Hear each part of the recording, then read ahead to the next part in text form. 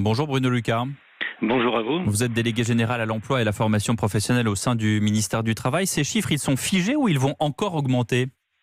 Mais ils ont vocation à augmenter puisque c'est bien un plan de contrôle d'ampleur qui a été lancé à la mesure de l'effort qui a été fait en matière de chômage partiel et qui a été lancé à peu près à la moitié du mois de mai et qui va se dérouler jusqu'à la fin de l'été. Donc nous allons probablement voir ces chiffres évoluer de manière importante dans les prochaines semaines. Mais quel est le processus ? Comment vous faites pour retrouver chaque entreprise qui a fraudé à travers des mails, à travers les facturations ? Comment vous faites ?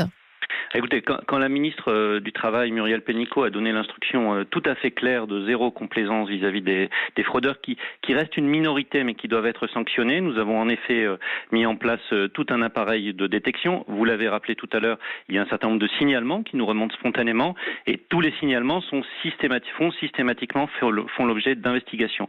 Et nous avons par ailleurs, sur la base plutôt d'échantillons, en ciblant les situations qui nous paraissaient les plus critiques, les plus susceptibles de donner lieu à fraude, en utilisant également les croisements des données dont nous disposons. Nous pouvons regarder les RIB, la cohérence globale des données dont nous disposons sur les demandes qui sont déposées par les entreprises. Ça nous permet de lancer des contrôles en ciblant des situations qui paraissent plus critiques. Et c'est aussi pour cette raison que dans les chiffres que vous rappelez, il y a un taux élevé de suspicion de fraude qui sont donc investigués dans les échantillons qui sont examinés, parce que précisément, nous pensons que nos contrôles sont bien ciblés sur les situations à risque. Mais c'est ça qui est intéressant, c'est-à-dire qu'en l'absence de signalement, vous avez des processus très précis pour traquer ces entreprises concernées.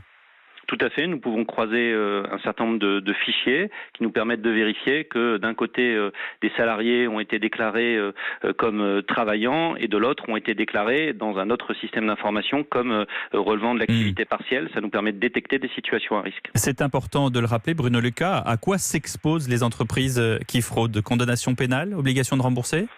Il y a à la fois en effet une obligation de rembourser, ça peut également se traduire par une interdiction d'accès à toute aide publique pendant 5 ans, et enfin vous avez raison, ça peut dans certains cas, notamment en matière de travail illégal, c'est-à-dire la situation que vous décriviez où un salarié est amené à travailler alors qu'il son contrat de travail est censé être suspendu, ça peut aussi être des sanctions pénales Jusqu'à combien ? D'amende ou de prison. Jusqu'à 2 ans de prison. Jusqu'à 2 ans de prison. Et du côté du salarié, comment doit-il réagir face à une entreprise qui lui impose ce chômage partiel ? Alors il sait qu'il doit travailler, c'est pas toujours évident. Comment doit-il réagir ?